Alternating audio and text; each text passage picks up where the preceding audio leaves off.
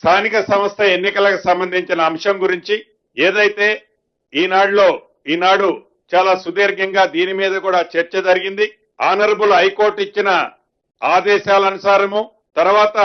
చిత్తశుద్ధితో బీసీ వర్గాలకు 42% ఇవ్వాలని ఈ రాష్ట్ర ప్రభుత్వ ఆలోచనల్ని ఇంప్లిమెంటేషన్ చేయాలని సుప్రీంకోర్టుకు కూడా ఈ రాష్ట్ర ప్రభుత్వం